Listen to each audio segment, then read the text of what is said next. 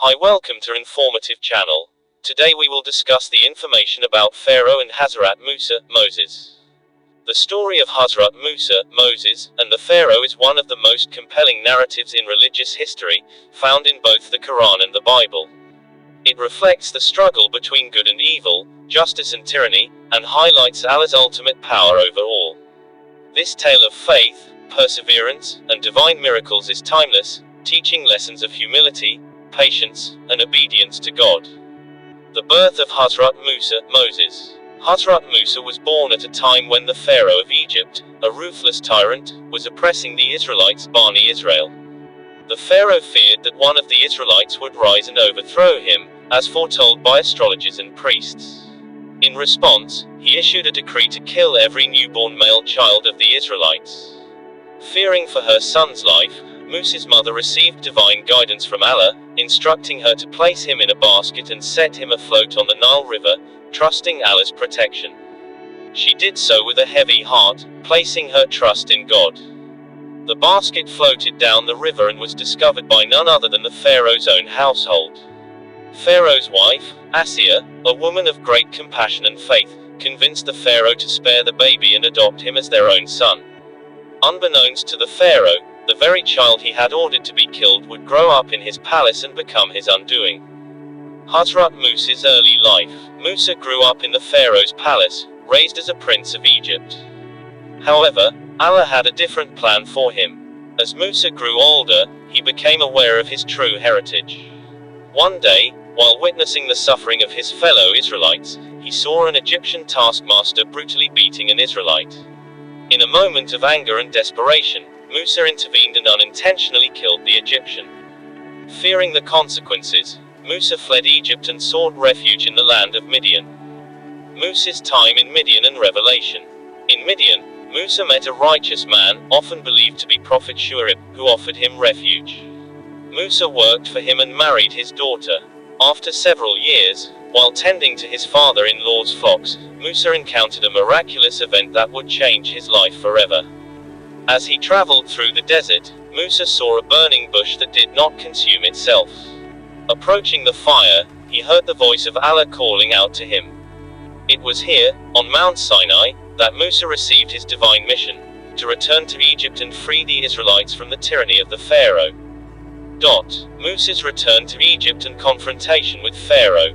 With the help of his brother Aaron, Hazarat Musa returned to Egypt as commanded by Allah.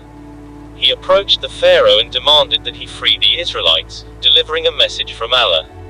The Pharaoh, blinded by arrogance and disbelief, rejected Musa's message and mocked him, claiming to be the ultimate God himself.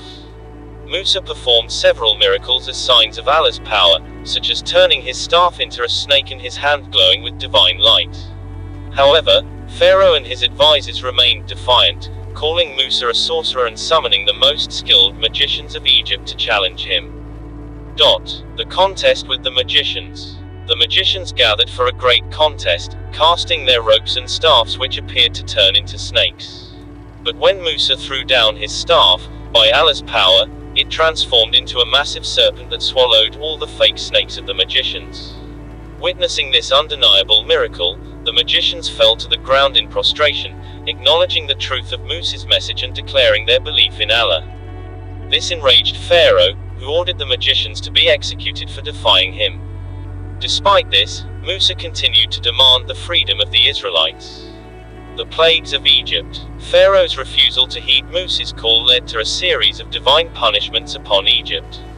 Allah sent plagues, each one more severe than the last. These included a plague of blood, frogs, lice, locusts, and darkness.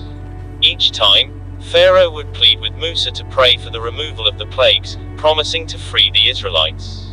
But each time the plagues were lifted, Pharaoh reneged on his promise. The Exodus and the parting of the sea. Finally, after years of suffering and oppression, Musa led the Israelites out of Egypt under the cover of night. They fled towards the Red Sea, with Pharaoh and his army in hot pursuit. When the Israelites reached the sea, they found themselves trapped, with Pharaoh's army closing in behind them. In this moment of desperation, Allah commanded Musa to strike the sea with his staff. The sea miraculously parted, creating a path for the Israelites to cross to safety. As Pharaoh and his army followed, the sea closed in on them, drowning the Pharaoh and his forces.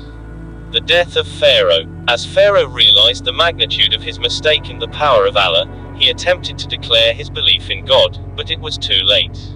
His life came to a tragic end, symbolizing the downfall of arrogance and tyranny. The Israelites, now free, continued their journey towards the promised land, guided by Musa, who remained their prophet and leader. The story of Hazarat Musa and Pharaoh is a powerful reminder of Allah's justice, mercy, and omnipotence. Musa's unwavering faith and Pharaoh's downfall illustrate the triumph of righteousness over evil. This story continues to inspire and teach valuable lessons on faith, patience, and the consequences of arrogance.